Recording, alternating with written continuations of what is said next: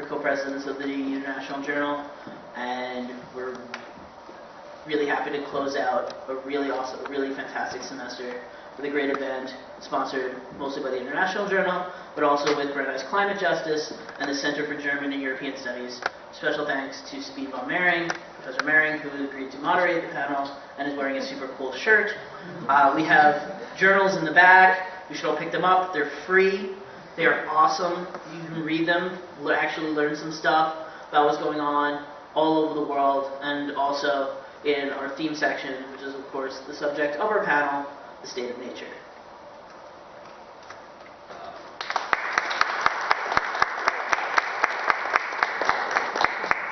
With that being said, I just want to quickly introduce Brandeis International Journal. We are a exclusively undergraduate, one-run international relations magazine.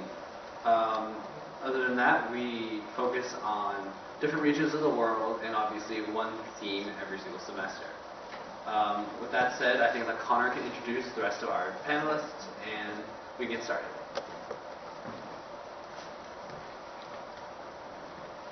Hi, I'm Connor, editor-in-chief of the Brandeis International Journal. So, earlier this semester, when Thomas Friedman was visiting Brandeis, he's a Brandeis alum, he's currently writes the New York Times. He gave a talk on campus about the Middle East. And during this talk, I asked a question about the problem of water scarcity and distribution in that region. And in his response, he said something very interesting, that there are only two groups of people in the world who consider the Middle East or the Levant one entity. One of them is the Islamic State, and the other is environmentalists. So we talked about the Islamic State and terrorist organizations last semester, so this semester, why not go to environmentalism? So according to Aristotle, the human being is a political animal. But the modern study of politics often ignores the great impact of the environment on our political decision-making. When you hear about the state of nature, you're more likely to hear about Tobbs or Locke than Gaylord Nelson, a Wisconsin politician who created Earth Day, which is a couple days ago in 1970, or Rachel Carson, author of Silent Spring in 1962, which really jump-started the environmental movement in the United States. But today, with our acute awareness of the implications of climate change and the growing demand for environmentally conscious and sustainable systems, it is never more important to bring the Earth itself into the realm of international affairs. And that's why the International Journal has made the environment a special focus this semester. In the journal, which we have copies of in the back, as has been said, there are articles on such issues as Ethiopia's Grand Renaissance Dam, deforestation in the Amazon, U.S. energy independence, Germany's energy agenda, and other environmental concerns in our theme section. Of course, I encourage you to read these, but it's not my job just to plug for the journal. I have to introduce what we're actually doing today. So, along with Brandeis Climate Justice and the Center for German and European Studies, the Brandeis International Journal would like to welcome you to the state of nature. Closer look at international environmental concerns. Our panelists are, in no particular order. So first, Dr. Assan, who you might have seen at front, he's currently dealing with some technological struggles, but he will be here, I promise. Dr. Joseph Assan is an assistant professor of political economy and sustainable development at the Heller School. He received his doctorate from the University of Liverpool and has extensive experience in international development policy. He has worked with Global Hunger Project New York, the Development Studies Association of the United Kingdom and Ireland, and the Brookings Institute, and has been published in Foreign Affairs, the Journal of Sustainable Development, the Journal of International Development, and the International Development Planning Review. At Heller, he teaches courses on international development, its organization, and the threat of climate change. Next, we have Dr. John Ballantine, Jr., who is a senior lecturer at the International Business School. He received his doctorate from New York University and has done much research into the political economy and finance surrounding energy. He has worked with the John F. Kennedy School of Government at Harvard University, as well as Chase Manhattan Bank, and has written for Salon.com about these issues. At IBS, he teaches courses on energy investment and the nexus of corporate and political affairs in energy politics. Next, we have Dr. Christian Hoepfner, who is the Boston Center Director of the Fraunhofer Center for Sustainable Energy Systems. He received his doctorate from the Free University of Berlin and is an expert in photovoltaic energy. He has been active in the commercial world, leading an MIT startup to become a world leader in LED technology and for expanding the market for energy-efficient and renewable energy products. At Fraunhofer, he does research on how to advance these technologies amid the confluence of government regulation, political pressures, and consumer attitude. Our last presenter, Dr. Eric Olson, is a senior lecturer at the Heller School. He received his doctorate from the University of Pennsylvania, and his work focuses on evolutionary biology and ecology. His research has taken him to such locales as Costa Rica and Nicaragua, but he is also politically active here in Massachusetts, where he serves as chairman of the Newton Citizens Commission on Energy. At Heller, he teaches courses on the right to water, development, and the impacts of tourism and climate change on development. Finally, we have our moderator, Dr. Sabine von Mering, who is professor of German and Women's Gender and Sexuality Studies, as well as director of the Center for German and European Studies at Brandeis. She received her doctorate from the University of California, Davis, and was published most recently in the Journal of Education for Sustainable Development. Both as director of CGES and in her private life, she's been an avid proponent of environmental advocacy and activism. At Brandeis, she teaches a course on European perspectives on climate change. So the way this conversation will go is each panelist will give a 10 to 15-minute talk, and then Professor von Mering will lead a moderated discussion among the panelists, aided by questions prepared by the journal and taken from the audience. So, without much further ado, let's begin. I think Dr. Olson, would you like to start? Oh, sure.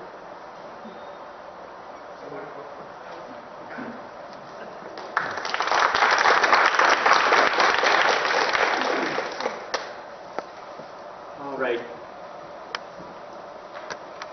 And I think this is working pretty well. As you just heard, I actually have my doctorate in ecology and evolutionary biology. And so it's been an amazing journey to be here at Brandeis and work in this program, Sustainable International Development. The program really wanted to have someone like me as a natural scientist who would talk about soils and climate and wildlife principles of conservation biology and things like that. But then they had to figure out how else to fit me into a full teaching load. And so they learned that I was active in Costa Rica, researching there for many years.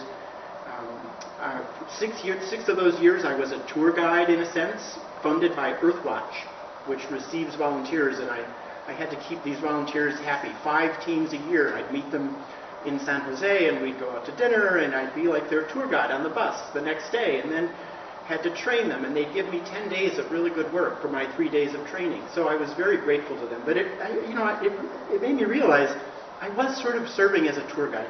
So one of the things the program asked me is, could you teach a course on ecotourism? And I thought, well, I guess so. And, I sort of retooled in order to do a decent job, I hope, of teaching a course on tourism. And one of the great blessings is there's a whole literature on this that I discovered. It's like gold mine of thought and philosophy on tourism. So I want to talk a little bit about that. And one of the things I found is that there's a lot of forms of tourism. And forgive me if I left out your favorite, but there's just about, let's see, dark tourism, sex tourism, ghetto tourism. There you go. There's my list. And it's like a very diverse world of the different kinds of reasons people travel. And a lot of it is, discretionary. It's for fun. And I emphasize that in my ecotourism class. When people give presentations, I have to insist that it's supposed to be accurate culturally or scientifically, but also entertaining, because people who are on your trips, they're on vacation. I just have to emphasize that with my class, that it's supposed to be entertaining as well as fun. They're not there for a lecture. So this is the area of tourism I'm sort of, most familiar with. Anyone have any questions about this list? What about woofing? Anyone know what woofing is? No? Yes? Yeah, worldwide organization of organic farms. Yep, you go and you woof. Bleisure, number 3 down, bleisure. It turns out most people on business travel extend their stay and do leisure travel as well. And nearly half of the people on business travel have a significant other with them. And so there's kind of a blending going on of travel in this world. How about dark tourism? The number of visitors to the concentration camps in Germany and Austria is at record high. Those places are very dark, somber places, but there is a kind of tourism. You can tour Chernobyl. You can't stay long, but you can go and visit Chernobyl. Yes? It could be a blend. I think most people think of historical tourism as seeing the ruins. It's more cheerful. It's like enjoying ancient civilizations and things like that. But there's definitely overlap. So like I say, I'm sort of most familiar with that group in there of the ones that touch on the environment, and that's what we'll focus on in a minute. But the thing is to say, as globally, this is huge. There's a World Travel and Tourism Council that keeps track of all this comings and goings, and they say that it's 1 in every 11 jobs in the world is somehow related to tourism. 9% of the entire world economy and 5% of its exports, some big numbers. It depends on how you define this stuff, but in 2012, 1 billion people traveled. That was a new record. And China has become the world's largest spender as middle class makes people able to travel. There's enormous latent demand in travel, with people everywhere who would love to travel and explore the world and just yet can't afford it. So what is it all about? Well, there's some happy parts to this. As Mark Twain says, travel is fatal to prejudice, bigotry, and narrow-mindedness. And here's a young woman exploring Angkor Wat in Cambodia. These are life-changing moments. You never forget some of these places. I can still think so clearly of my visit to Machu Picchu and the beautiful museums in London and Paris. It's also potentially connected to conservation and preservation of nature, and this is the promise of nature tourism. This is a pretty stunning figure. That lion is looking rather bored in spite of being worth so much money. And Costa Rica, of course, is the poster child of this. This is a poster I picked up in the airport, literally a poster child of the magnificent connection between conservation and development. A recent study showed that the towns anywhere near a national park in Costa Rica were doing better financially, mainly because of tourism, if they're near a national park. But there's some downsides, and I think it's really important to concentrate a little bit on those, or focus on those. And this is a great quote. Lotte Rinchen was a student of mine who took my tourism class, and then he and his brother, who got an MBA in a school in California, went together on a tourism operation in Bhutan, and they still run that operation. But so there's some contradictions in this world of tourism, and it's growing. And one of the planet problems is, in order to go, you have to pollute. And so this whole term, sustainable development or sustainable travel, is viewed by some as a kind of oxymoron. How can we have 4.6% growth annually in international travel, 50,000 routes, 25,000 jets, and they're already 3% of global warming? Can they become more efficient, these jets? Well, maybe a little bit, but here's as a percent based on pollution of 1960, we see that it's kind of leveled off at around a 50% improvement. That's pretty dramatic in terms of fuel efficiency of these jets, at a 50% improvement. But you wonder, how far can you go, really? I mean, a jet weighs a certain amount, luggage weighs a certain amount, and so on. So it's tricky to figure that out. Now, given my time, there's many other issues related to the environment that we can talk about. But one of the basic ones, as soon as you get on a jet, you are a major polluter. They burn, several tons of fuel per hour. It's not gallons per mile, it's tons per hour. That's how pilots talk about their fuel.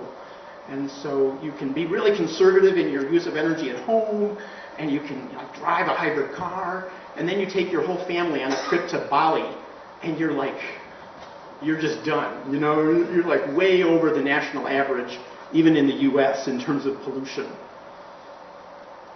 So it's a real dilemma. And then there's the issues of people. And many people are benefiting from tourism all around the world.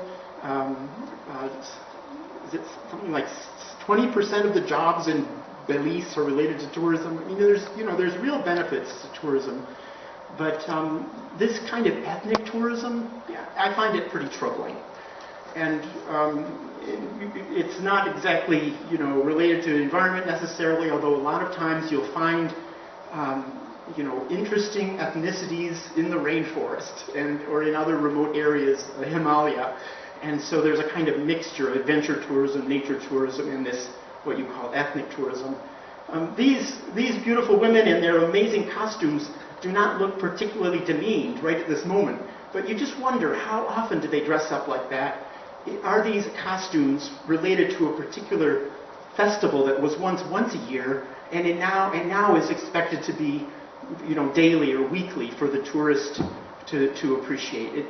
There's just it's tricky to get. I think ethnic tourism is the hardest to get right, and I have some ideas on how to get it right. Maybe we can talk about that. But here's young women, teenagers, really, and it makes me wonder, really.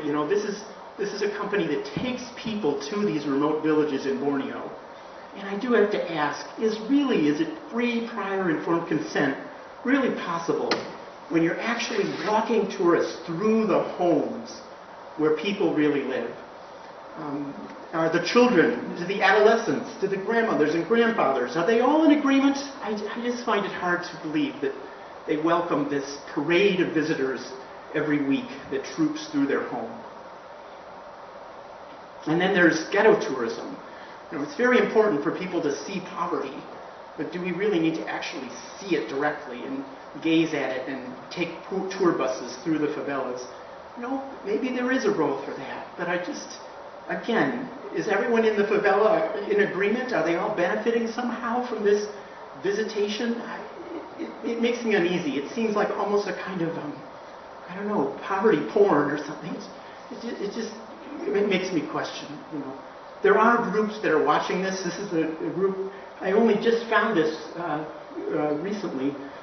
You can see they're tracking tourism with titles like Myanmar's Difficult Journey, Sustainable and Quality Tourism, Tourism and Human Rights in Sri Lanka, Human Rights Due Diligence in Post-Conflict Situations, and so on.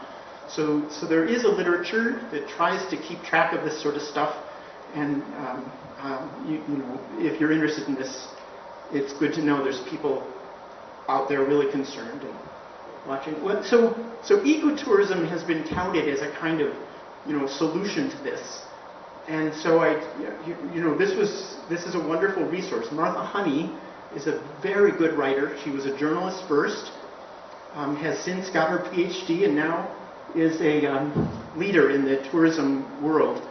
And she wrote a definition way back in 1999 of ecotourism as travel to natural destinations, and there's quite a list. Minimizes impact, builds environmental awareness, provides direct financial benefits for conservation, provides financial benefits and empowerment for local people, respects local culture, and supports human rights and democratic movements. And the last one is really, takes you out of the world of just commercial dealings and puts you in the world of you have to be tracking the human rights situation in your potential destinations as you decide where to go as a traveler. And so this has been built on and continued to expand.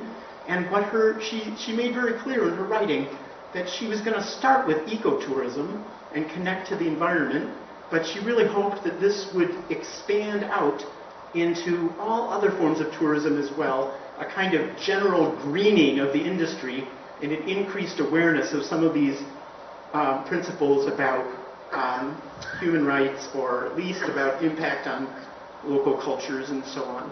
It's a tricky balance. But if you look at the World Travel and Tourism Council mission statement today, freedom to travel, policies for growth, and tourism for tomorrow. And you see a close-up here. You see the child's safari hat and a telescope. And they're saying they have a huge responsibility for safeguarding the environment and ensuring that the growth of our sector is managed responsibly, striking a balance between people, planet, and profits. They've created a Tourism for Tomorrow awards program to recognize the companies that try to do well by that. And in their Earth Day announcement this week, they said that they're encouraging their companies to adopt reporting of the ESG so their sector can be appropriately evaluated. I think it's late, but I'm glad it's finally happening. We have to see now how well this actually works. And how do you figure out if it's working? One partial solution, I'm convinced, is what we call certification. And so I just Googled tourist certification images. And there's a lot. Right now it's a very fragmented world in certification. But the really good certification programs I've looked at, they're pretty comprehensive.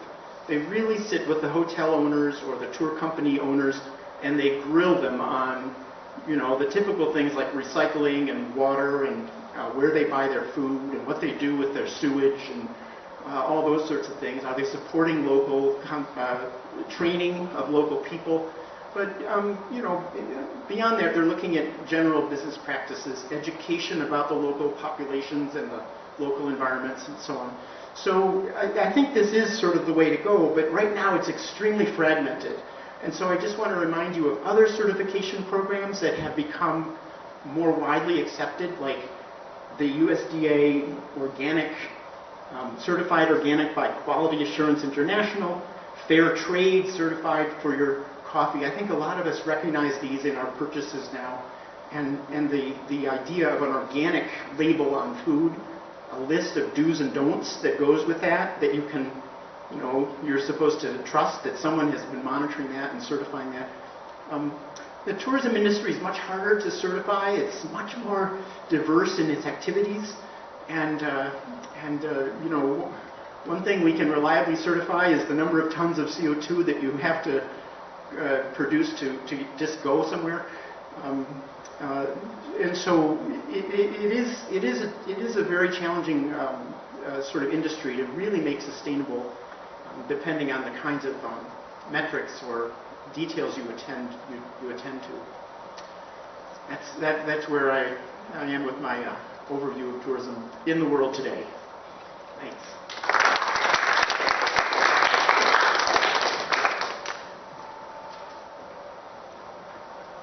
Thank you very much, Dr. Olson.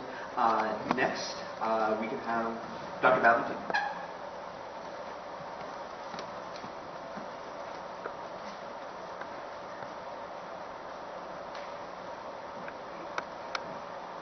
Since it's the end of the semester, I thought I'd bring some books in from my library, and books that I keep referring to, and one is I'm referring to as Henry Kissinger's One World Order, which some of you have read, and I assume some of you still read Kennan. The biography of Kennan is really terrific, and sort of talking about politics and the relationship to the world. Commanding Heights by Dan Yerg and Joe Stanislaw really focuses on energy and the sort of world order and the fight for world order. And of course, Samuel Huntington has written a lot about the role of culture and how that operates. So what I will give is a little bit more of an academic talk, and going back, which I was asked to talk about energy security. And what I would say as we look at the past 5 years, the basic model of internationalism versus, and Kissinger really talks about the nation state and the balance of power. And certainly the evolution of Europe and EU and market capitalism has really been stressing internationalism and integrations of society and ways of cooperating. And so the real question is, we'll get into what is energy security and how does that operate in our interconnected world. And to do that, what I want to do is go back in history, just European history, and really talk about really the past 500 years and sort of remind you what's been happening there. And you may remember there are a certain number of wars around religion, not even nation states. There's the evolution of nation states. And Kissinger talks a lot about that. And so I'm going to deal with that and then show how the evolution of the Enlightenment and, of course, economics kind of came out of the Enlightenment and the economics that we're taught here. And then see how that fits into a political economy framework with energy is really a central part of growth, and then what do we think about that? And then I'll look at, and we're not going to be able to get into detail, is just sort of Ukraine and Iran as case examples as we think about this and sort of energy security and how do we view a political economy. And the purpose here is really to kind of raise big issues. I'll be glossing over a lot of the details because there's a lot of details that you will be studying in your classes. You have studied, you will read in these books. And so that's what I want to talk about. Let's see, which one do I do? Oh, it's that one. Prose.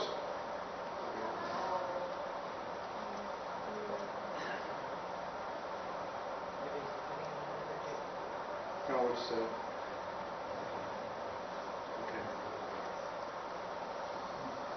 We've lost technology.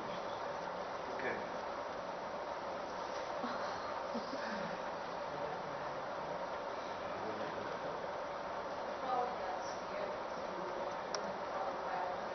Right, yeah, I did 30 slides.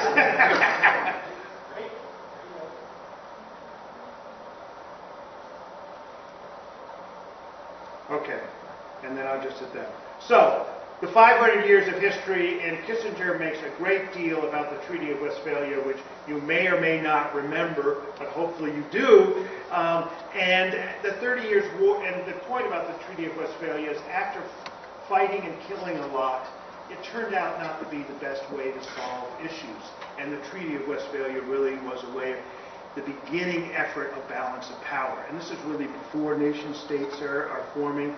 And so that's 1648, which you may remember is one of the dates. That's how I was taught history. You remember dates and then you sort of tie that in. And what happened over those 300 years up until the late 19th century was a lot of marriages, alliances, and your cousin would marry so-and-so. And of course, if you looked at the World War I, you know Tsar Nicholas was related to Kaiser Wilhelm, who was also related to the British royal family. And the thought was that if you had these sort of relationships, you could sort of balance power out and not destroy Europe.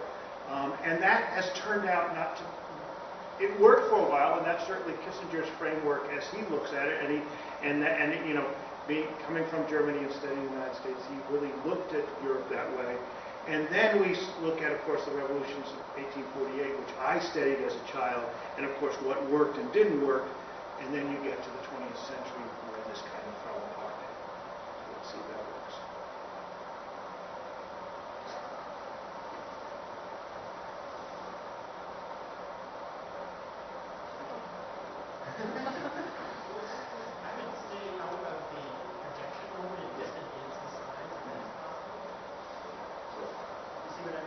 Okay.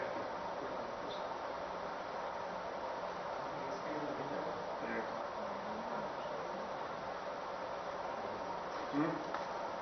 Sorry. I brought it. We're not even with that.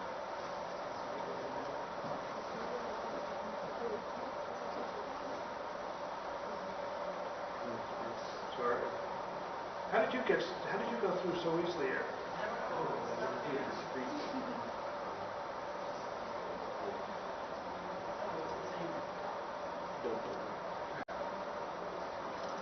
There we go. Oh, now let's see what happens.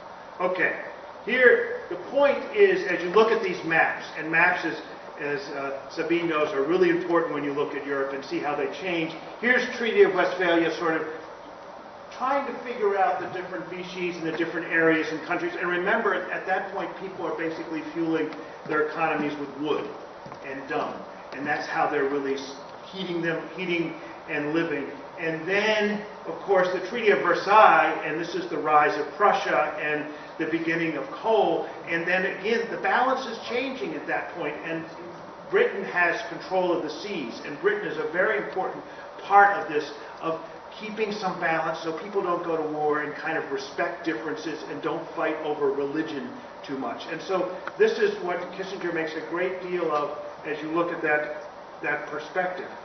Now, the Enlightenment was the other movement in that period, of course, and that you've studied. And Adam Smith, which you hopefully have read. If not, you've read different parts of it. And he's a professor of moral philosophy, and that's important, and we think of him mostly as an economist, but really he was looking at the relationship of all of us in society. And they, of course, in the Enlightenment believed in the betterment of people and that we can progress and do better, and that economics was part of that. And Karl Marx was wandering around during the Industrial Revolution and said, this doesn't look too good, right? There's a lot of abuses, there's a lot of pollution, there's a lot of things aren't doing well, and there's an abuse of power, and in fact, the powerful might keep it and not distribute it. And so those are sort of the competing ideologies that came to fruition in the 19th century. And here is Smith, and the reason, and I'm not going to go through the whole quote, but the theory of moral sentiments, which I did read, basically is talking about, and this is really, if we live in society, we have empathy for other people. We may not keep everything for ourselves, we may share. And so this concept of sharing because of who we are, and we don't kind of accumulate. And this was one of the issues that he was wrestling with. And then, of course, the famous quote from Wealth of Nations is that by pursuing your own self-interest, you can do some public good. And so this becomes the basis of market economics, and Ricardo kind of takes it a step further and shows the gains from trade. What you're doing, and what Smith was doing, of course, was trying to break down mercantilism, exploitation, and sort of the empires that had formed during this period. So that's kind of the paradigm that I wanted to set up and have us think about, is there's the nation states and the issue in the role that nation states have. And this is sort of traditional history, and how do nation states operate, and how do they compete with each other and fight with each other periodically. And what we'd say is the market economies that have grown out of Smith and grown out of what we've had in the past 20th century, which is that by interdependence we become more aware of other peoples and that we have common interests together. And I would say the European Union was to a certain extent saying, gee, maybe we should try to see if we can operate as one market in one area, still recognizing cultural differences in nation states, but not fighting each other. And so that, and it was sort of the basic paradigm there, and particularly as the Soviet Union fell apart, and there was a sense, at least in the West, that communism wasn't working, the idea was that commerce could bring the interests of Russia into this more internationalism. So the question we ask is did this really work? 20th century isn't a great example. A lot of international organizations have tried, first Wilson tried it after World War I, and then we got all the international organizations after World War II. A lot of conflicts. And sometimes they were regional, sometimes they were broader. And it's not been easy to resolve those conflicts. So you have this kind of tension of internationalism versus nation states, or what Huntington would say, sort of cultural interests and tensions that are not necessarily in the flat world of Tom Friedman. So as that's sort of the background and sort of political economy as you're looking at it, what's fueling the growth, and I don't have a pointer here, is in the beginning is coal. And coal is essentially, at least that's the black, gray. Coal is essentially, Central Europe, Poland, Germany, and UK have a lot of coal, and they can fuel their industrial revolution with coal, which of course creates a lot of pollution and particles. You see that oil and gas really doesn't come until after it's during World War I, but really after into World War II, that oil and gas becomes really important in terms of growth of economies and uses. And then this is sort of projecting going forward. What you see is there's a slow switch to renewables, but generally you've got a sort of fossil fuel-based economies that are tied to growth. And important to remember, and this is oil fields in Pennsylvania and Texas. Oil in the United States, very plentiful, very cheap, and it kind of came on as the whale industry went down and automobiles started to develop with Henry Ford, and so it fueled a large part of our economy. After World War I, the British realized they couldn't just fuel their economy on coal, and as Europeans realized they didn't have a lot of oil, and lo and behold, with the Ottoman Empire collapsing, the Red Line Agreement essentially was saying these areas in the Middle East area are basically open to production sharing agreements by Western energy companies. And so the Red Line Agreement is essentially what was, BP, Total, Standard Oil came in later, but essentially dividing up the Middle East. You'll notice there's a little notch there that was not included on the south part of Iraq, which is Kuwait. Kuwait was not part of it, and of course Persia and Iran is not part of it. So the West realized that cheap oil was not where they were, and they looked at the Middle East. Then Persia, Tehran. The Tehran Conference is important to remember. That's when Stalin, Roosevelt, and Churchill basically were doing two things: deciding what their plot against, beating Hitler and winning the war, and also how they were going to divide up the spoils of war, which would then happen in Yalta. And so and at this point, Iran's our friend, and then we have Mossadegh comes in, and he sort of says, gee, I don't know if we want all these Westerners in there, developing our resources, and also people feel he might be leaning communist, and that's the overthrow of Mossadegh in Iran, and sort of the reinstitution of the Shah.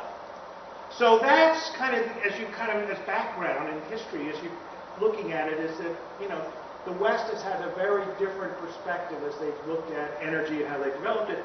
And I came of age during the OPEC crises. And for us, the OPEC crises were essentially the rise of Arab nationalism and saying, gee, this is our oil, these are our resources, and there happens to be rather significant differences over Israel and Palestine, and you have the Arab-Israeli wars, and by the way, you're not going to get oil prices rise. In the United States, energy security then is defined as trying to have more control of your resources. And I can remember the gas lines. And so that was when we started, the energy department we started storing oil here. So that's, sort of again the political part, but as the world and particularly OECD countries start consuming energy, oil, and gas, they build pipelines and they build ships to move it around. The pipelines essentially are very expensive and they tie the world together. And you'll notice what I've got here is pipelines going to Russia or to the Soviet Union. So, and Germany has a close relationship, partly because of the East and West relationship that the East and West Germany with Russia, and so there's a lot of gas coming into Germany, and then the LNG ships coming through. So this is the sort of energy world being tied together and the sort of push towards internationalism. What you see going forward is, of course, where the growth is going to be is in Asia and in China.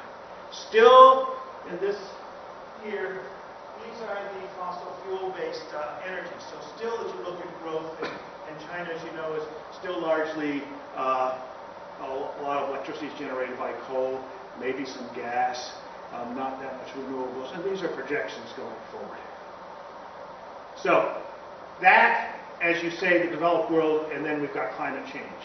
And so climate change is also an economic security issue because climate change creates tremendous disruptions to our environment, both in terms of water, resources, rising sea levels. These are the projections you've seen about from the IPCC on what could happen. And so, as you also know, there's a real push to try to reduce the amount of carbon. To do that, you're going to have a huge amount of switch away from fossil fuels. And the 450 scenario, which is the IEA, which is the organization set up after the OPEC 2, I guess, in Paris, is basically saying, here's what, if you switch away from carbon fuels, here's how we can keep ourselves under 2 degrees Celsius temperature-wise. Very, very hard. You're going to have a lot of other concerns. So that's the framework. Demand forecasts going forward, we're very far off. So one of the key issues as you look at this is what's going to happen in China. To what extent is it going to be coal-based? To what extent gas or other renewables? Now, I want you to sort of think about sort of political economy in terms of nation states and internationalism, and then look at some case studies.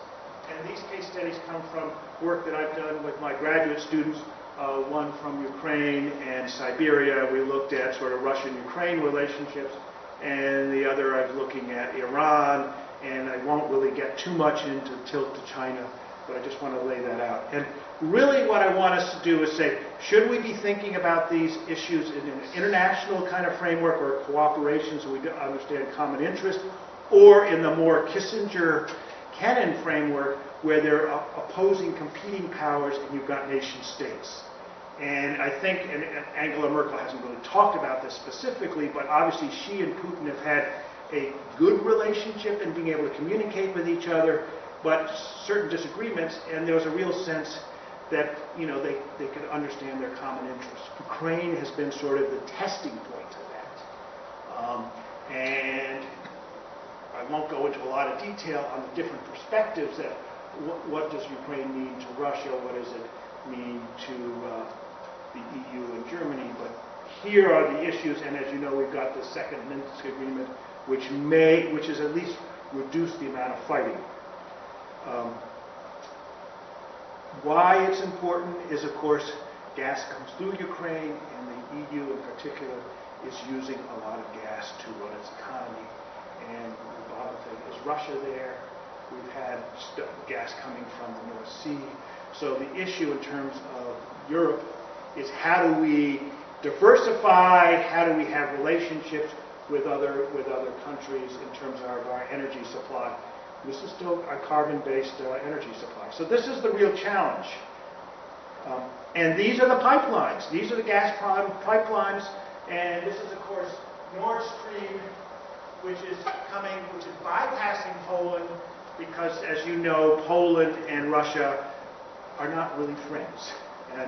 And so you have, and they're joint venture partners of Germany, Gazprom, Scandinavian countries in building the Nord Stream and bringing gas to Europe, and then you can bring it from Ukraine.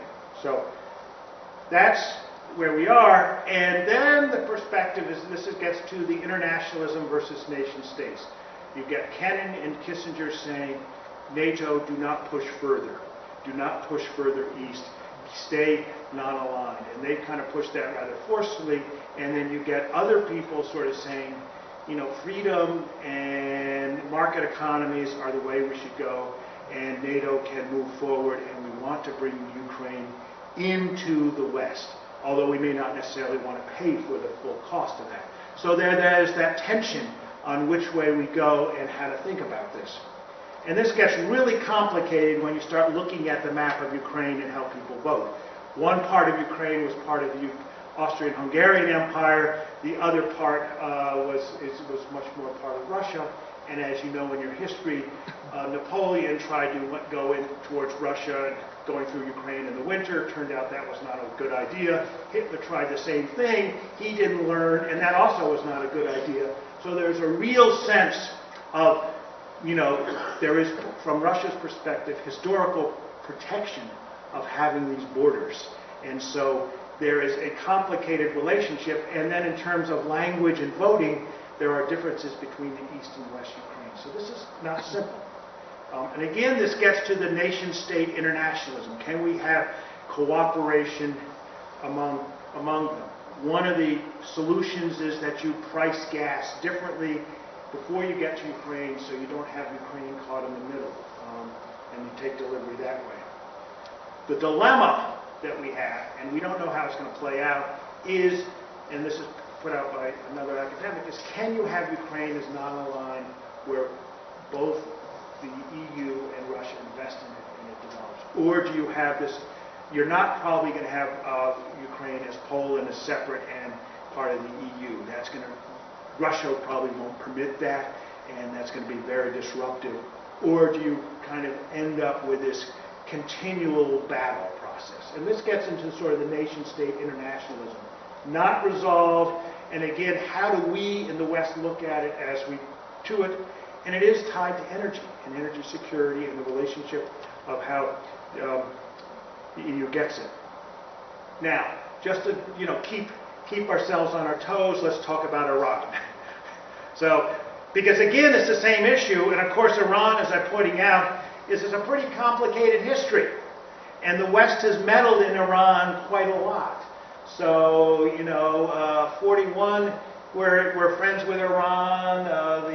The Allies meet there, plan out the final strategy of the war. Then we have the overthrow in 51, and we have a new friend, our friend the Shah of Iran, and that doesn't work out when we have the revolution in 79. So you have this issue of, are we friends or foe? And of course Iran's, if you look at the map, is pretty central to Eurasia and to, the greater Middle East. So that is complicated. So we, of course, have been saying there, at this point in the past 30 years, it's an opposing nation-state that we're basically at war with or in conflict. What I want to show here, without walking through this, it's a really complicated set of relationships. Saudi Arabia, before 79, worked with Iran. They were cooperative members of OPEC. Since then, they have not been. Israel has a very oppositional relationship, obviously, with Iran. So this is not easy. So when you're starting to go through the nuclear negotiations and bringing Iran back into the international community, you've got this spaghetti of relationships. And as you know, there's a lot of opposition to that. And why is it important? Energy, right?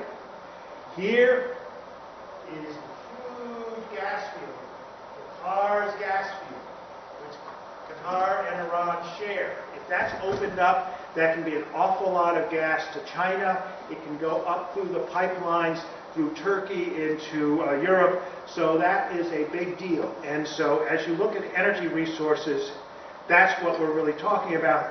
And Iran is a major supplier or potential to supply gas to the world, and particularly as you look east to China. So sanctions basically have had a real impact, and it's kind of brought us to this point where we're in this framework of nuclear negotiations.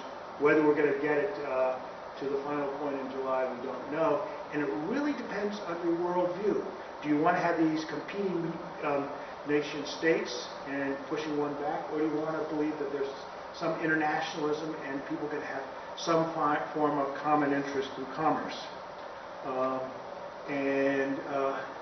Again, it's just kind of locating the maps and pipelines of where Iran is and where Russia is. And so if you look at the world, and you look at the world of energy, and to the extent that we are going to still be a fossil fuel-based economies around the world, the Middle East is really important, and Iran's role in that is important.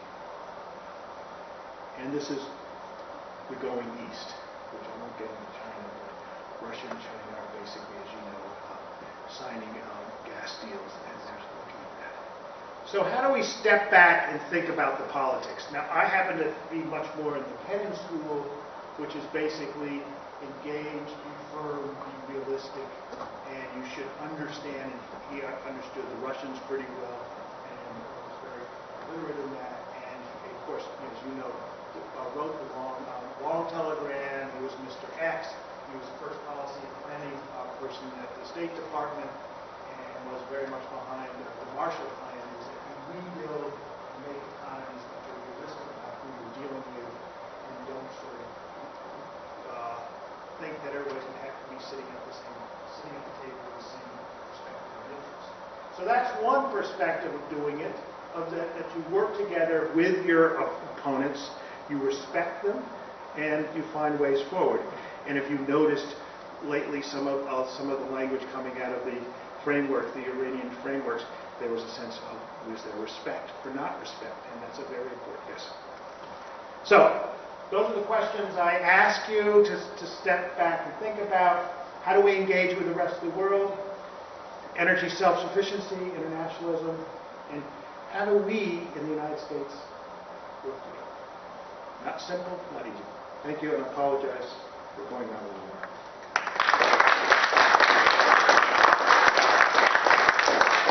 Thank you very much. So next, assuming my computer continues working, we will have Dr. Hoepfner.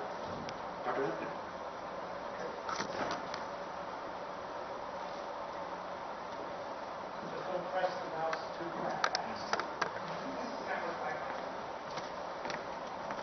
Challenge the mouse, yes.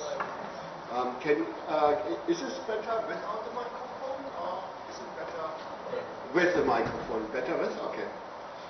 Yes. Thank you for inviting me here, and I was asked to say a few words about the German Energiewende, the German energy transition, and just to preface that, as you can all hear, I'm German, but I'm embarrassed to admit it. I live since 19 years in the United States, and so everything I'm going to say is also both from my perspective as a German, but also a little bit from a distance. So I travel obviously frequently to Germany, and I'm very much involved in many of the discussions around energy technologies, obviously, but also on energy policies. And I run the Fraunhofer Center for Sustainable Energy Systems, which is here in Boston.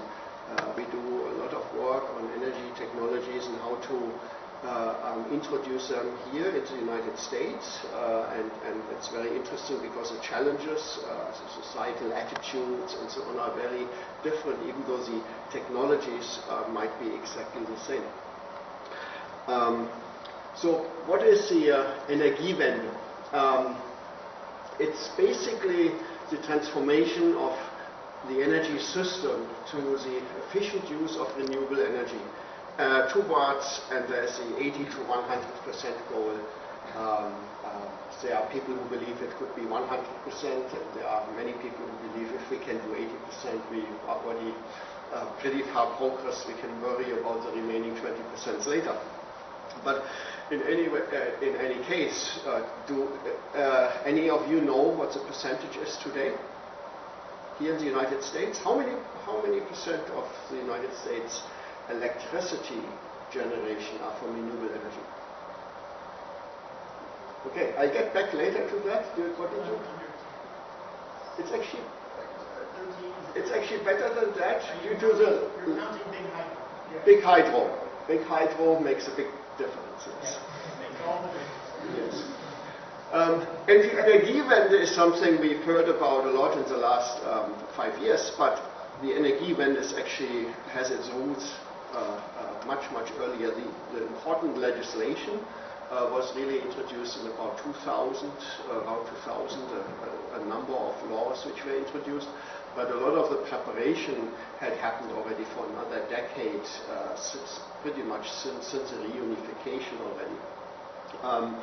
And the transition, that's the word Energiewende is used as a very big and broad term because it's clear to everybody involved that this impacts many aspects of society, of technology, of how we think and how we deal and how we use energy. And so there isn't really a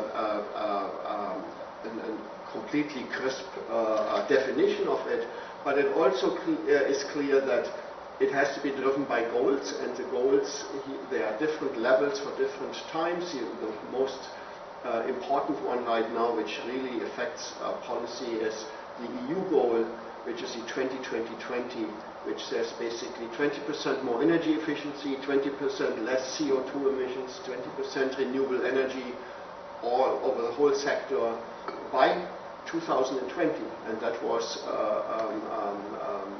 embarked on now 7 years ago, and a lot of progress has been made, and I will show some data in a moment. Very interesting tidbit of information: the price of photovoltaics, which is probably the most important renewable energy source going forward into the next century. The price of electricity generated from photovoltaics has decreased by a factor of 10 within 1 decade. That's an amazing feat, and I think it's really was very much enabled by creating a large market in Germany where companies could start to introduce new technologies and really try to mass produce these technologies. But on the other hand, there are a lot of other impacts. For example, the market capitalization of the 3 largest German electrical utilities has decreased by a factor of 50% in the last 5 years. So that you have to imagine utilities are the staple of typically paying dividends and of value investments. It's something you never thought about would go away. The market capitalization has decreased by 50%. So it's an enormous impact on many aspects of the society, and I just want to shine light on a few of them. So first, why talking about renewable energy and why is that so important? I always like to show this graph. This here shows world energy consumption in 2009, measured in terawatt hours per year. This is what is expected in 2050. So it's increasing, rapidly increasing, the world energy consumption. That despite a lot of energy efficiency measures, but it's very obvious why. I think looking at China and India and Africa and what all will be part of it. And then on the other side, it shows the known resources of fossil energy: natural gas, petroleum, uranium, and coal. These are the known resources as of today. These numbers are always a little have some gray area, because the more money you spend, the more you will find. We all know that. But these are finite resources. It's pretty much clear, and you can go and see. We can still use this for probably 50 years. But there will be an end to it. The yellow circle shows the amount of energy irradiated onto our planet per year. So it dwarfs everything which is available as fossil energy resources. And the circles which are shown inside the red circle are kind of secondary sources like wind, biomass, hydro, and so on. These are also available resources which are sizable. Yeah, just wind, you could think about wind could, in theory, supply all of our energy need in the whole world. But the really big resource, this is why I said earlier, photovoltaics is going to be the energy generation source, renewable energy source in the next decades to come. So that is something we want to keep in mind, and that's why many of us believe that this is actually not only technically but also economically feasible to go and really transition our societies to renewable energy generation. The cornerstones of the transformation of the energy system include, obviously, energy efficiency. It's very clear that generating renewable energy also costs money like any energy source. Why waste it? So let's first look at means to save energy, and it's a very important aspect of any energy transformation plan. Renewable energy generation is a whole portfolio of methods which I already described, and some of them are complementary, and you shouldn't really just use one of them. A very thing which has become in Germany there is much more recognition for the challenge around that is how do we distribute energy? And we use the electrical grid, and the electrical grid was designed and built 100 years ago as a one-way street, as a one-way system. Some big power plants feeds electrical energy in, and we the wall socket, and we take it out of there. And if you start to introduce solar energy generation, a lot of intermittent sources like solar, wind, but also distributed generation over many different locations, this is changing everything. The technical challenges are formidable. The organizational challenges are formidable, and that is one of the reasons why the market capitalization of the German utilities has been reduced, because it's also becoming clear that the business model of the utilities has to change massively in order to deal with that. If you can't make money anymore just by generating it in a nuclear or coal power plant and pumping it to the consumers who will just buy it without really looking at where it's come from. So how do you make money then, if that's not the case? And so there's a big uncertainty. This has been translating into the United States now, and you can see if you go to a conference of utility executives, they will talk about the problems in an industry. After 5 minutes, the discussion is about distributed generation by photovoltaics. That is the single biggest threat to the business model of utilities here in the United States. And here's an interesting comparison I often use. In Germany now, there are 30 gigawatts of solar on residential roofs, pretty much financed by savings accounts of German citizens. There are no loan programs, there were incentives obviously, but all the citizens put the money up out of their savings accounts, and it unleashed a huge investment. Here in the United States, we are only at the beginning. Very little has been installed, a small fraction of that only, but the prices are falling rapidly. We like to think we contribute our part to it in our research organization.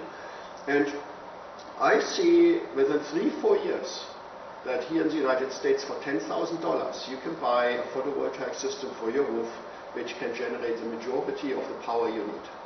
Now you still have the problem of you generate power when you don't need it, and you need power when you don't generate it, so there is a storage problem.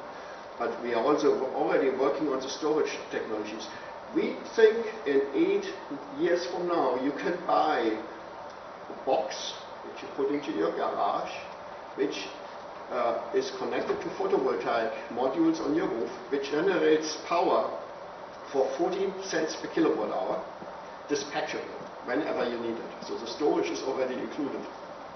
If you can buy for 14 cents per kilowatt hour such a solution, and your utility charges you here in Massachusetts 20 cents, in California 25 cents, what would you do? Yeah, you may want to buy and you do that for $15,000 or so. That's less than a good new car. It's like a good used car. People will buy it. Who is going to keep, and that's where I think the cultural aspect comes into it, who's going to keep a free American citizen from going to just buy it and install it in their house? You're not asking somebody, you're just going to do it because it makes economic sense. And I don't think we have developed any tools how we deal with that from the utility system perspective, because what's going to happen, and we see this in Germany starting to happen, and that will happen here too, if you have all those systems in your house and you can generate your own power, the cost of maintaining the utility will become so high because they can't sell you anything anymore. That will obviously be a big impact to the consumers who can't put up their own solar systems. So we're creating different classes of consumers, and we're creating a real battle between different groups in society, the ones who can actually use this distributed energy resources and the ones who can't. And so we better, and good to have the political scientists and economists here think about how is that going to play out and what are the models we can use. Just want to mention mobility, electromobility. Anybody of you has ever driven an electrical car? So some of you have. If you had the pleasure to drive one of the, not just the hybrid, but one of the more sporty, like a Tesla, this is the future. Yeah, there's no way going back from that, and it's going to happen, and that's going to change a lot of things on the electrical energy system side as well.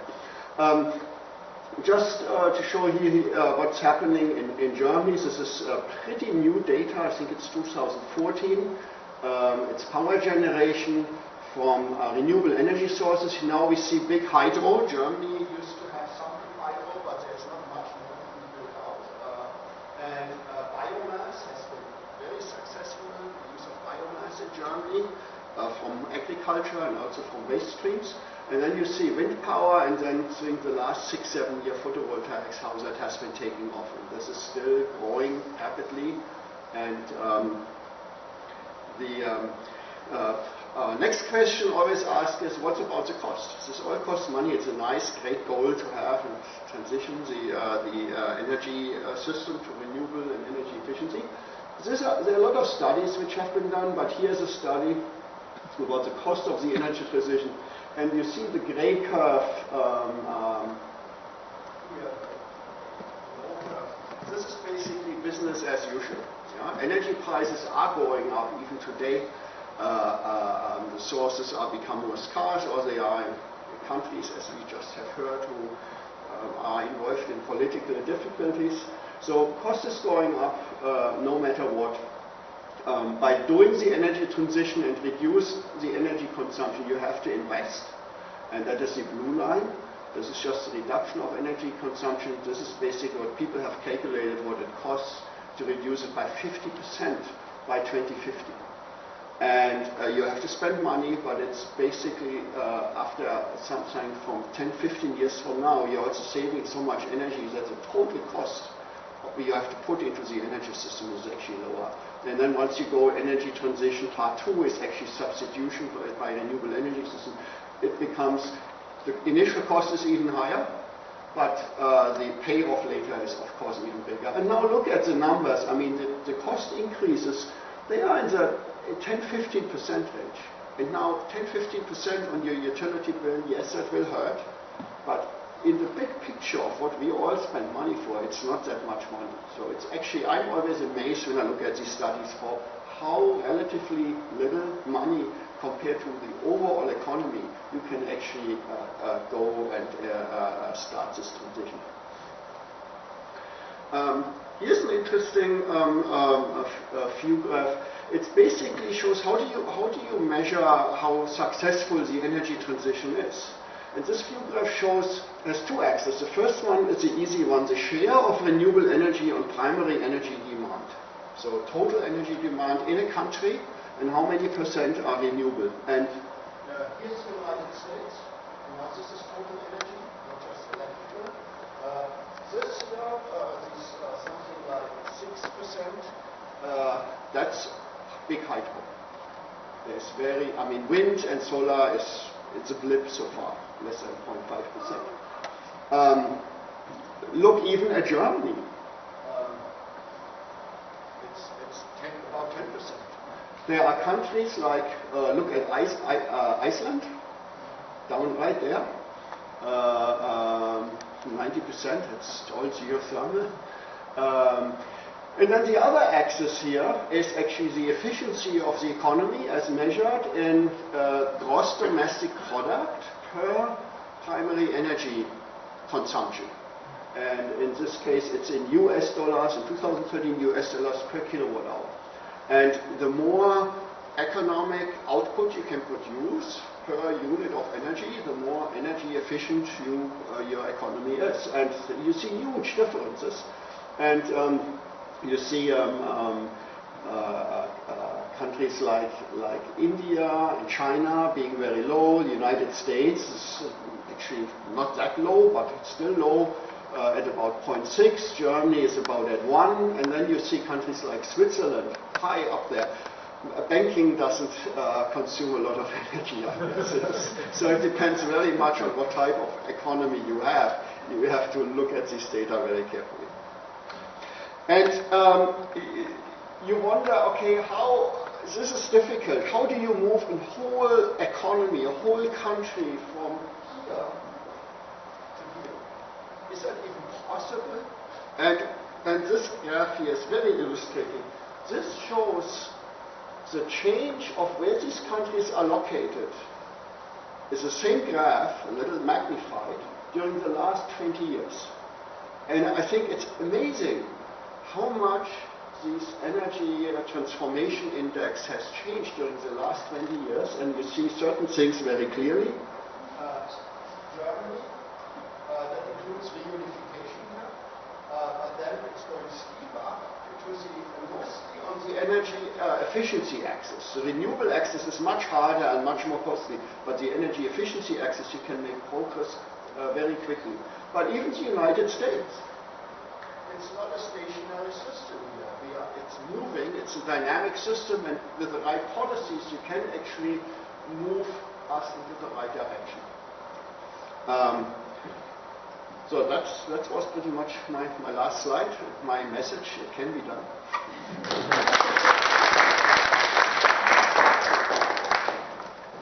Thank you very much. So while we get Dr. Assan set up, if you want to take a little break, eat some of the food that's still around, just stand up, relax, stretch, talk amongst yourselves.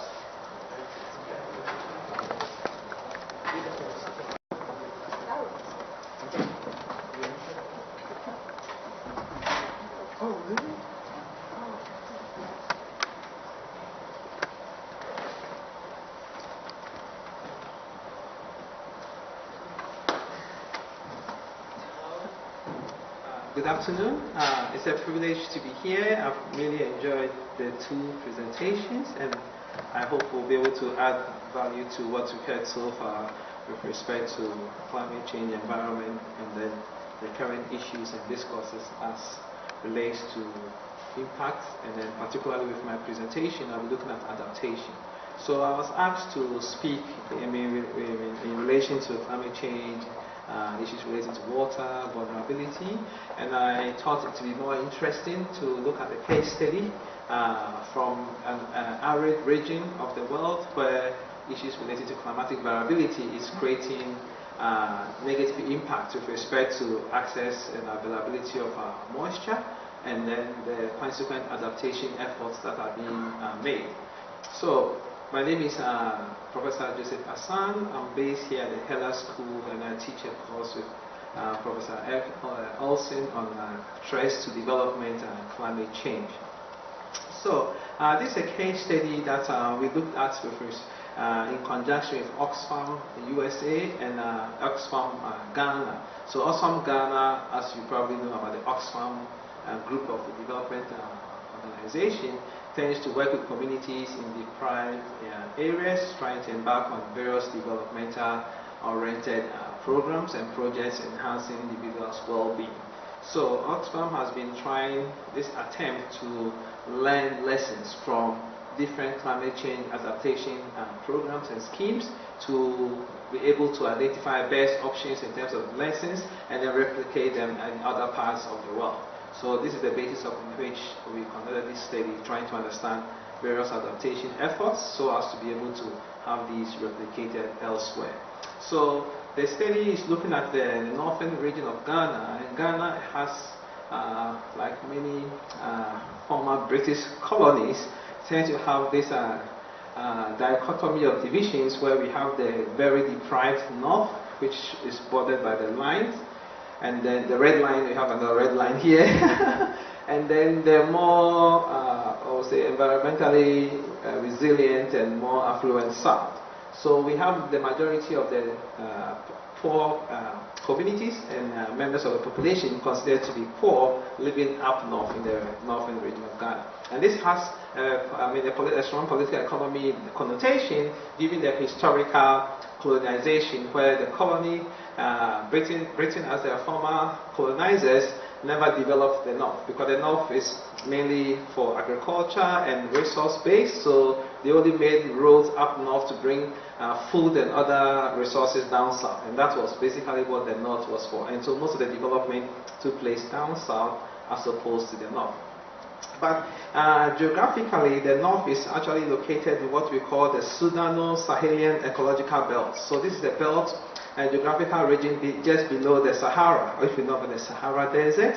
And so this is the region that's below the Sahara and stretches from the Horn of the Western Africa all across to the Horn of East Africa.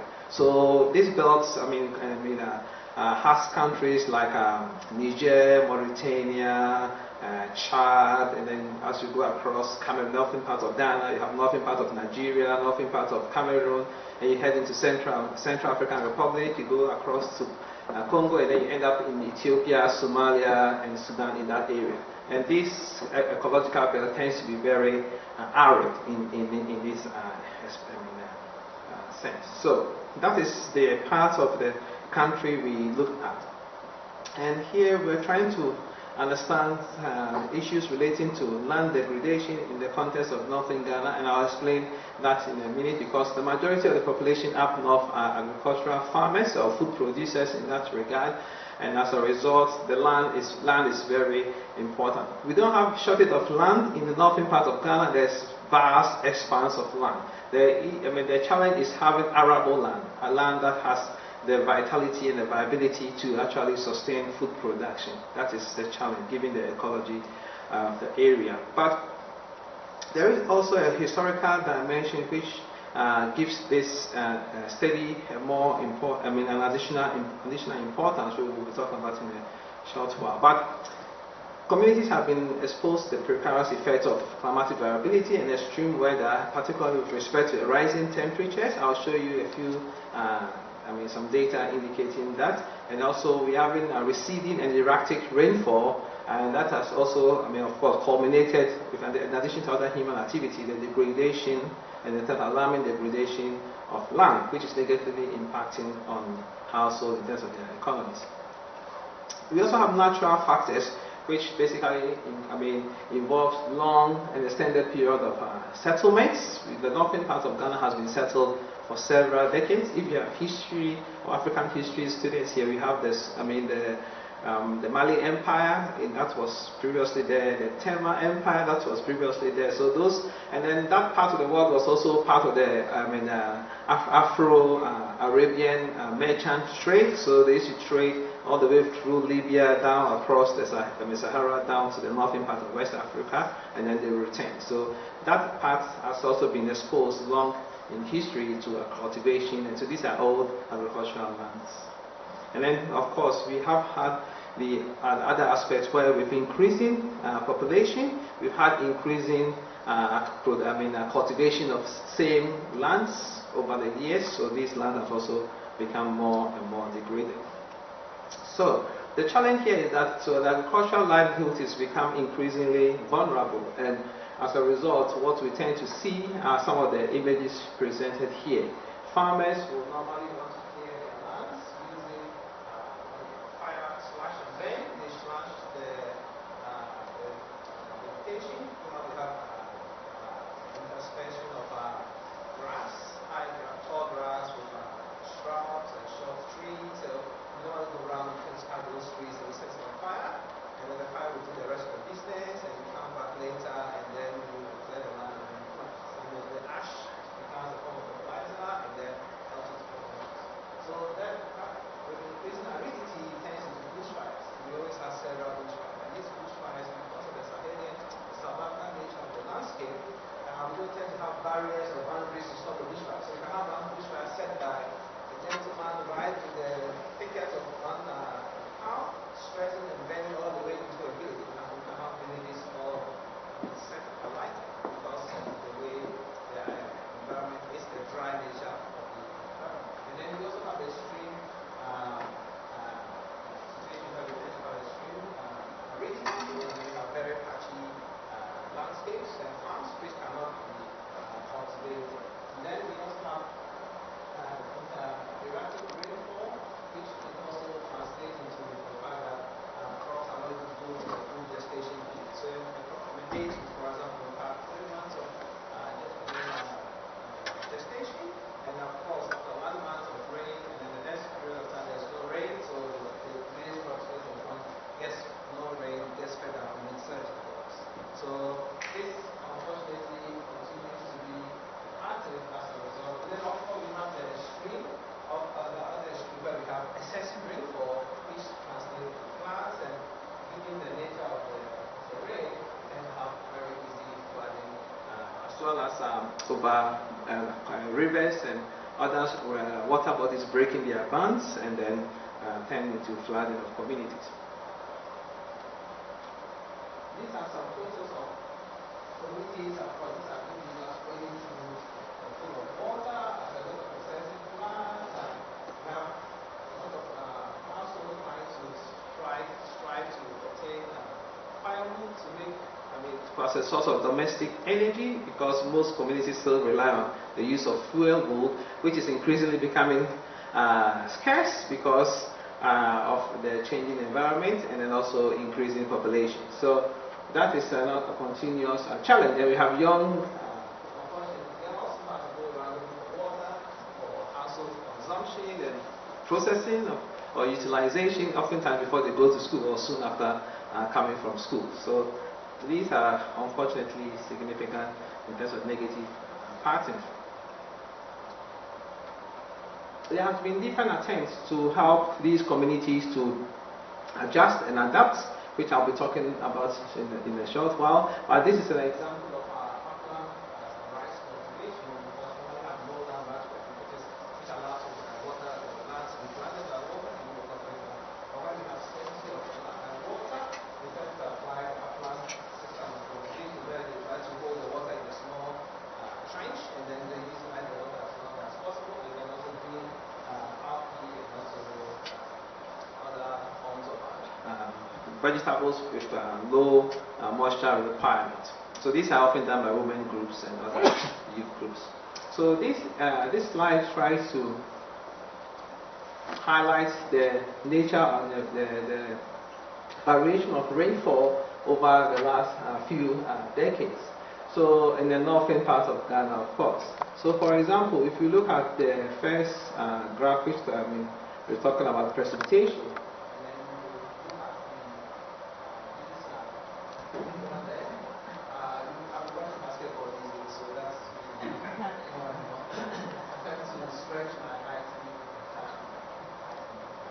So you see that from 1931 to 1960, 1961 to 1990, 1991 to 2003, that's the current data we have.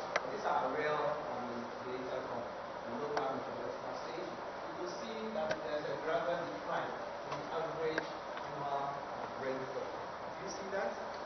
Right here on this side. So you have 1,100 to 986 and then 980. But given the average nature of this environment, the decline of even just 1 millimeter of rain has a significant implication as a result. So there's an observed decline in the average annual temperature over these periods of time. We also have a similar pattern here where talking about evapotranspiration. You can see that evapotranspiration is gradually on the increase. Evapotranspiration is the rate at which the soil loses its moisture. So when you transpire, and then evaporation goes up. So the water leaving the soil surface and the water leaving the plant surface. And then annual averages are also increasing. The reason this has ultimately culminated in evapotranspiration from precipitation also declining. So we can see that the average is also here declining. So another example here is that temperatures, on the other hand, past evapotranspiration is rising, and then we have been declining annual rainfall. Temperature, however, is rising. So when you have less rainfall and increasing temperature, you're basically losing the little that we have. So annual temperature is considered continuing to be rising gradually over the decades, the same period of time.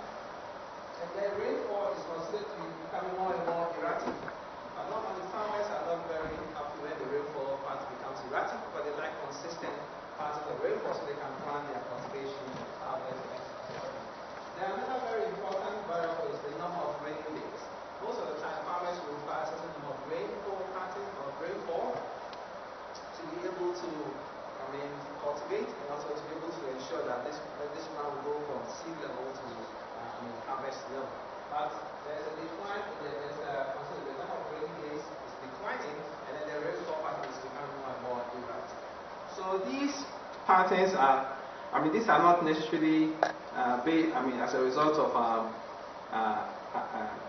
speculation, but they are based on local meteorological data. And these are not global scenarios or simulations, but these are based on actual recorded data. So with that, we cannot argue about the fact that the environment and then the local climate is actually changing in that regard. And as a result, there is the need for various forms of adaptation and adaptation mechanisms. So this study basically tried to look at small communities within this northern part of Ghana, trying to understand how this negative impact is having, is actually influencing their lives and the necessary adjustment that needs to be made. So, for example, we looked at examples where we have indigenous coping strategies, where families will borrow from each other, or there's seasonal migration, or people try to eat less so that they can make up for what is available. And then investing in livestock, or like applying mixed cropping or sale of animal for food purchases. So they'll sell their livestock and purchase food. And then I think my group is covering part of it, the use of fuel, wool, etc. Okay. We also have examples of adaptation approaches or practices that have been introduced to these communities, and it includes these various examples: the use of energy-saving stoves, improved seeds, beekeeping, dry season gardening, etc. So these are various attempts to help these communities to adapt. We've also had examples where the introduction of different cropping styles have been introduced. So, for example, here we call this entire half-moon conservation farming, where in these very arid areas they try to take off the topsoil, which is very dry and moistureless, and then they allow taking off in this manner so that you plant in this area, and when it rains, the amount of rain that will come to rain into this area, so it captures the water and at the same time you're able to utilize the water. And then they have other examples. There's an example of locally produce include food stove that enables the little fuel wood and produces enough heat, and it does not allow the heat to disperse easily. And they have dry season gardening and other forms of examples.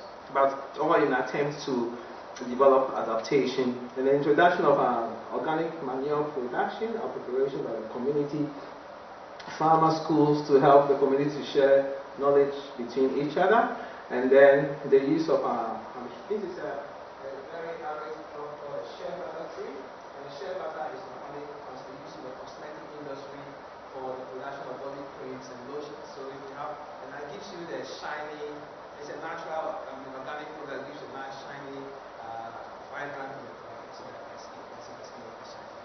So it's very popular, and it's normally purchased by Indiva and other companies for exports or for their use in their local companies. Another example here is the water catchment system, where they put in local bricks, stones, these are rocks, and then they line them with membrane. This is very common in Europe, generally in Holland.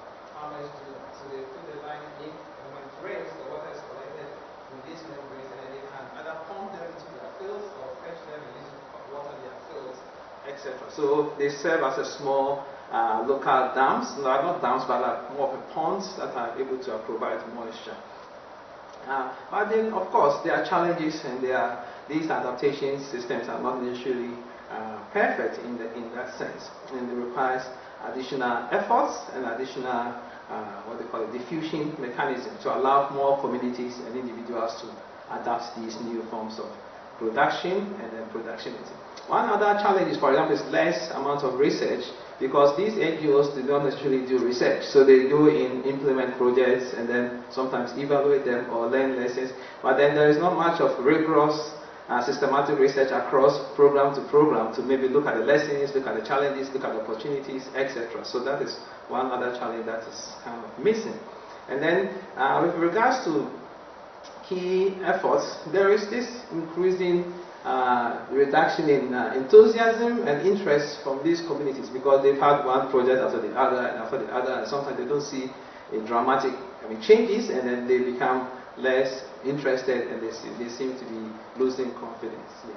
So I'll just end on this slide by saying that we try to understand the different dynamics in terms of these projects, and as a result, and also looking at the livelihoods, and then also the extent to which poverty has been reduced or they could be reduced. So we talk about the fact that most of the projects that have been implemented as an adaptation project tend to be more of survival strategies than allowing communities to actually accumulate income or increase in wealth.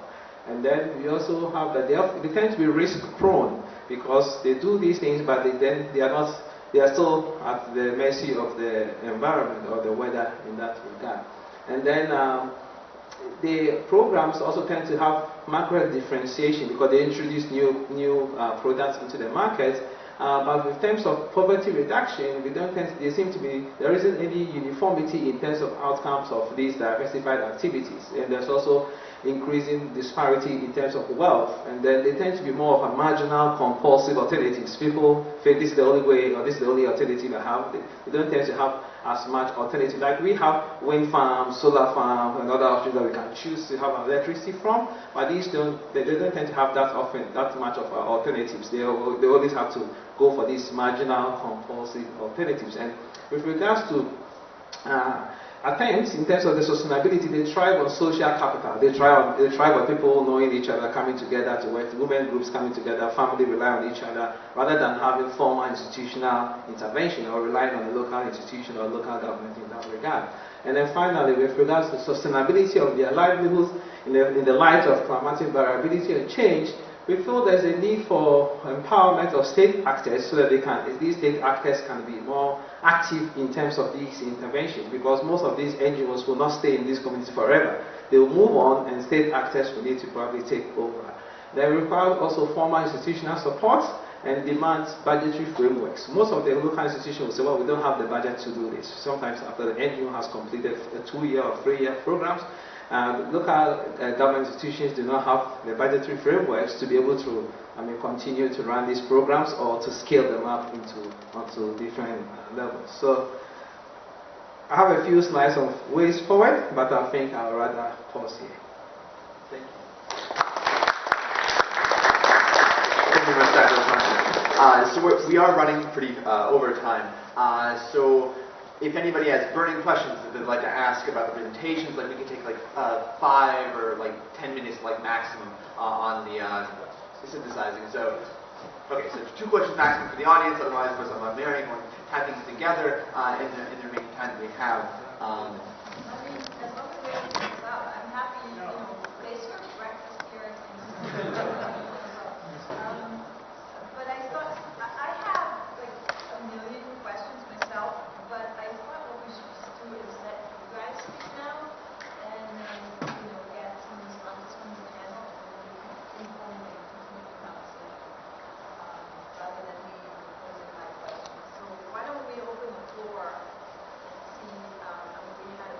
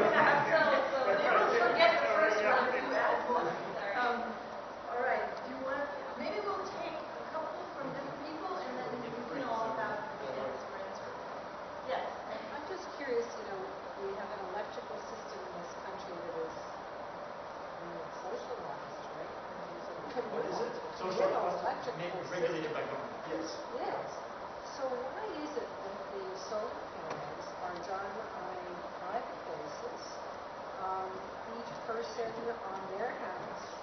And some people have houses with trees that make it impossible.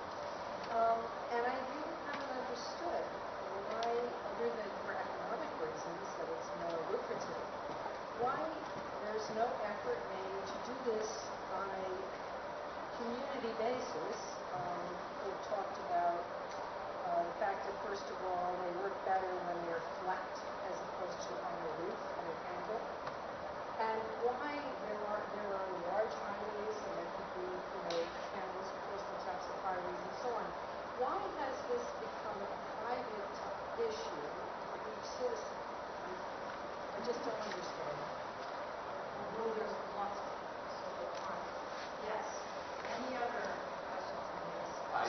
You cannot take any more questions. We actually need to get out of here. Oh, we need to get out of the room? Relatively quickly. Sorry. So we'll I get said out. 2 Sorry. questions. We have to be out of here by 6, is that what you're saying? Yeah. Not 6:05. I said 2 questions. Sure. So why don't we quickly get good answers, and then people can mingle outside. Yeah, can I answer that one? My wife and I are about to push the button on yes. We are joining a community solar array in central Massachusetts. The utility used these panels as equivalent to being on my rooftop. This gets at your point about the future of solar. 80% at least of the homes in my community will never have solar panels on their roof because they have too many dormers, they're not facing the right way, they have so many trees. We did the analysis with Google Earth. It's at least 80% of the homes are completely unready for solar, and that's probably going to stay true forever. And so there always is going to be a desperate need for a utility grid. And the issue of utility grid being threatened dramatically by solar, I really don't sort of challenge you on that one, but I would like to see your response on that. So we are about to push the button on that. In terms of why it's always private, the law says utilities can't own power generation. Now, utilities don't own power generation anymore. They make their money on distribution and transmission. Full stop in Massachusetts. And so elsewhere there may be attention like this, and there may be efforts to socialize energy production. But at least in our region, that's why it's private. I guess just back to the political question, Elizabeth called our excellent book called Field Notes to Catastrophe, and one of the major points she made in that was politics. Politics become a really difficult wedge in coming to any agreement about climate change or energy usage. And so I'm always fascinated about what happened in Germany and Northern Europe after OPEC, sort of changing their perspective on energy usage, which has not happened in other parts of the world. And so the political issues and the politics are different in each different country. So understanding that and then to get into negotiations, you have to understand the other people, what their perspective is, what their priorities are, and to where you can find some common agreements. And I think that's very hard in these multinational, multi-party agreements where it's a lot easier if you have people who maybe even speak the same language, have visited each other, have some understanding of the issues. And, in particular, I think that's why people were feeling pretty comfortable but hopeful of the relationship with Merkel and Putin, which is obviously not really played out very well. But nonetheless, there was some understanding. So I think the political issues almost overwhelm some of these technical issues that are. 1 minute each. Okay, so your question needs more than 1 minute, but I look at it a little differently. I think the availability of generating power as a private citizen is a democratization of our energy system. And it gives individuals an enormous power in whether they put it up on the roof or in their backyard or whether they form a municipal electrical cooperative, which there are many already today in Massachusetts. It's different from generation. Yes, but the availability of low-cost, localized power generation is going to really challenge the existing system, and it gives more power to all of us in whichever way we take advantage of it. Right. So thanks for that point. The issue of local impact are always important, and then one major issue is to do with the fact that the nature of the negotiations and the discussions on climate change does not always allow local impact to be brought to the fore. We sometimes can't get us in Copenhagen, and they didn't even get around the politics to come and talk about the people. So that is always the case. The people are always often left out because the politics tends to overtake the discussion and the debate. This year round with the new sustainable development goals and then following the UN High Commissioner's, the Secretary General's conference in last September on climate change adaptation, civil society groups have been brought into the discussion to a large extent. And small consultative meetings are taking place, bringing the regional groups together with civil society groups in those regions so that the people can be brought into the discussion. Thank you. Thank you. So thank you all very much for coming. Rappaport closes now, unfortunately. So because of They closed the building, the whole building. Library.